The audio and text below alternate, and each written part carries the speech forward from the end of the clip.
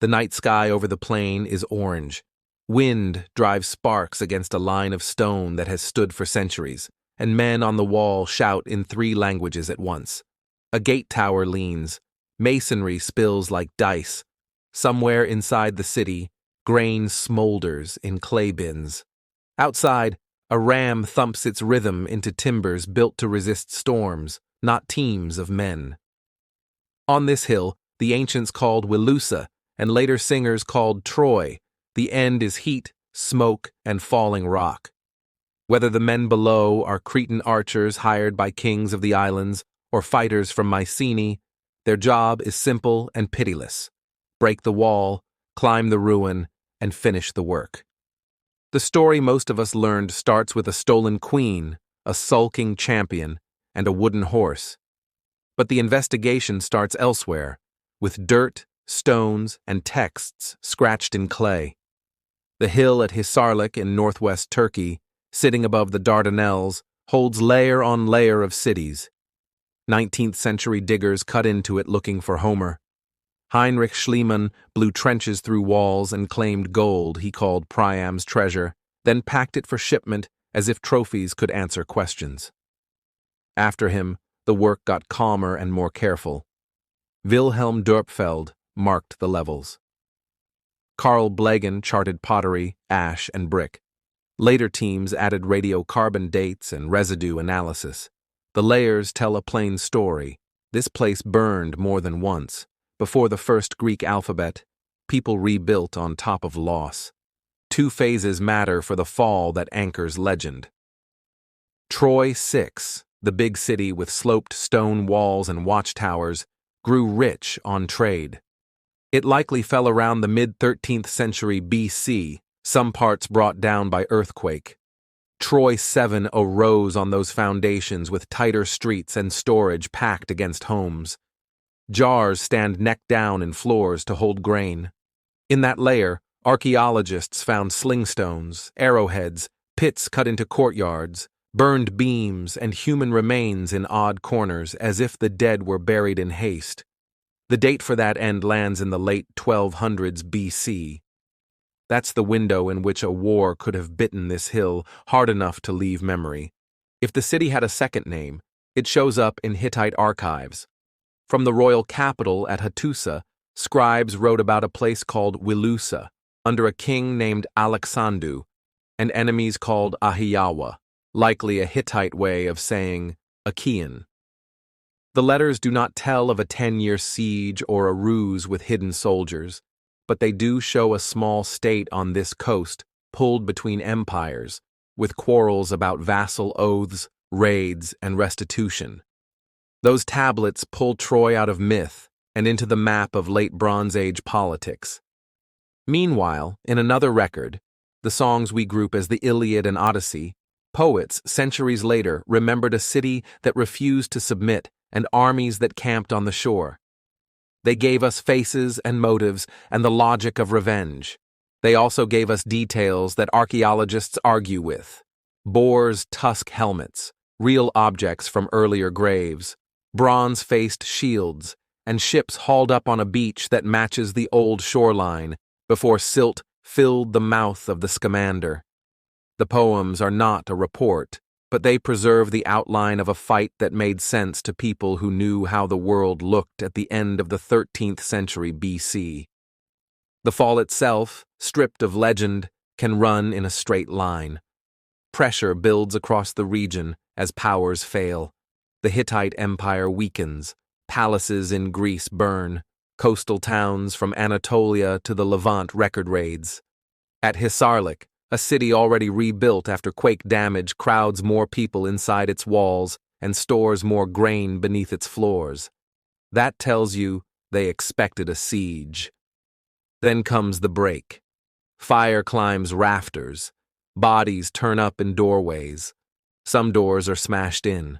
Storage jars explode when heat hits trapped air. The wall at the citadel shows damage that looks like assault.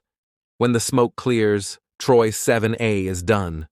We can test pieces of the later story against the ground.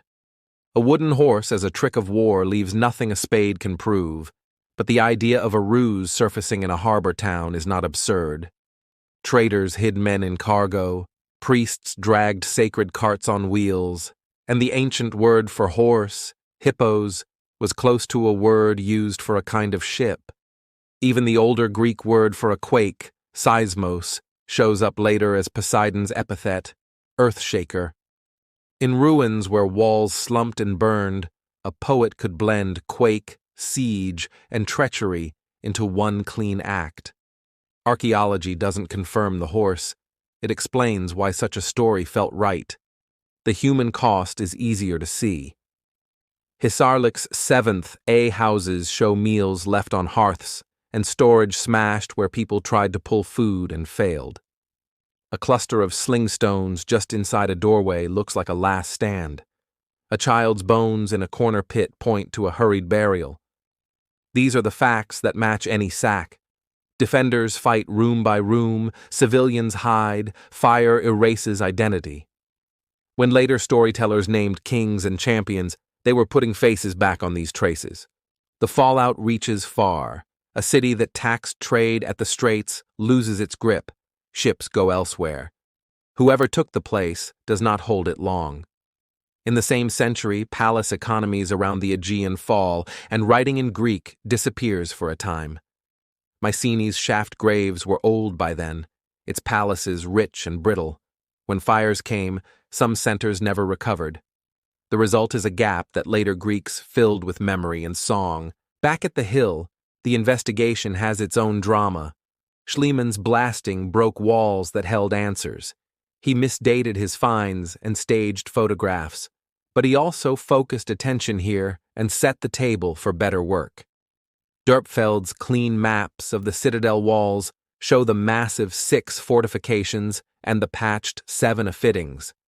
Blagen's notebooks read like police reports, measurements, locus numbers, cross-sections of ash. Modern teams look under houses for packed jars and test charcoal for dates.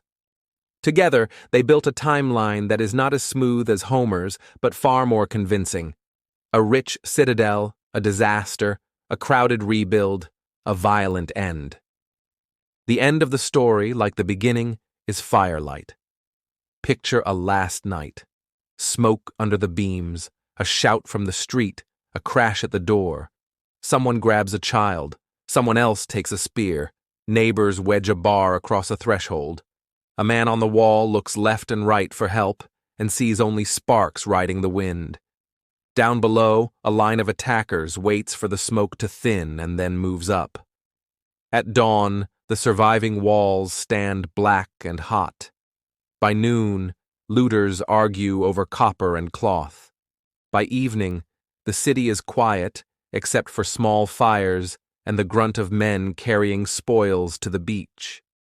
Centuries later, poets made that night into a memorial and a warning. They kept what fits every siege and added what makes a story move. Pride, grief, a trick that lets fallible people explain absolute ruin.